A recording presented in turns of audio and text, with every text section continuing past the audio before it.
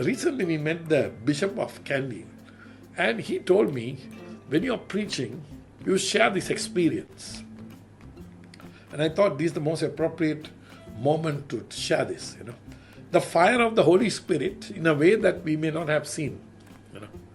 What is that? You know that the bishop normally chooses every year or two, he chooses a young priest who is just ordained to be his secretary. And then 2 years later they send him to a parish and somebody else becomes, another young priest becomes his secretary. So he was saying how the secretary that was appointed just become a young priest was really very computer literate. Therefore he said, I was really, really happy because I just tell him my idea, he types the letter and then he gives it to me and I sign it. And he was so happy with him.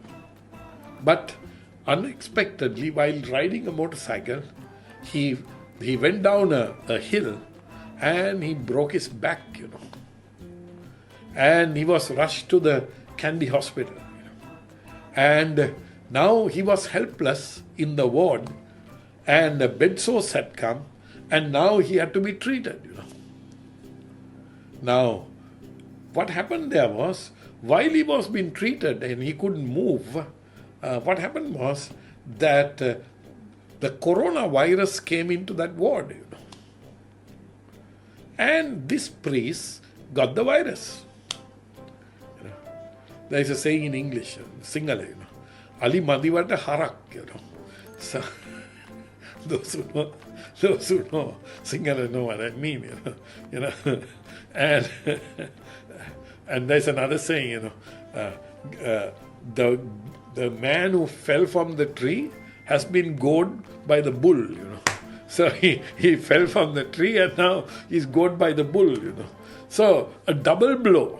He's immovable, he can't move, his spine is having a problem and he's having bed sores and now he gets the virus. So then the doctors called the bishop and said he has to be moved to a corona hospital. He has to be moved. He can't be kept here. But the problem is, he said, he can't help himself to do anything. Somebody has to go with him. Now the question became, who will accompany a coronavirus patient to that hospital and be with him? It's like a death sentence, It's like the early church. And the bishop was thinking, what can I do? Whom can I ask? And here was this other young priest who was listening to the conversation. And he said, I will go. Now, this can only be done by the fire of the Holy Spirit. My mother, my sister, if you ask me, what will happen in 1,000 years if the world is still alive, still there in 1,000 years, if we haven't managed to destroy it, If it is still there, the church will be there. You know why? Because God is raising men and women who can give sacrificial responses. The church will remain not because of the gifts of the Holy Spirit working. Of course, new people will come there from the gifts of the Holy Spirit.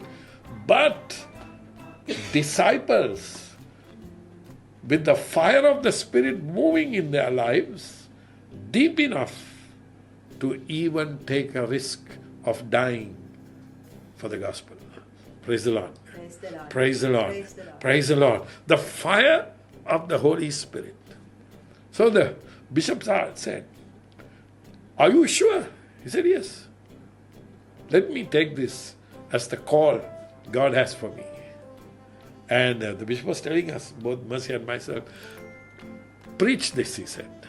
Go and preach this in your sermons, that a person gave such a response. And he was taken from the Kandy hospital to a corona hospital, This priest accompanied him. And in that hospital, no one approached the patients. So what did the priest have to do? Not only look after this priest, he had to look after other patients as well.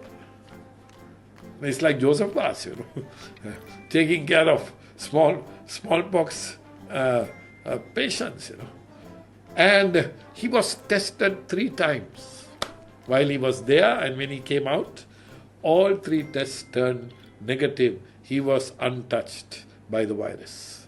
Praise the Lord. Hallelujah, hallelujah, hallelujah, hallelujah, hallelujah. Praise you, Father. Glory to your name. Hallelujah, hallelujah. The fire of the Holy Spirit is more powerful than the fire of the virus, than the fire of the flesh, than the fire of sin, and the fire of the powers of darkness. And that's the fire that God is calling us to carry. When I heard this, I felt so ashamed.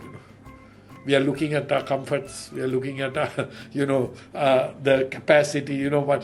How can I do it the easier way? And here it is. The real fire, the strength of the church is the sacrificial responses. And it's only by the power of the Holy Spirit that we can do this. The fire that will burn through us in this preparation for Pentecost.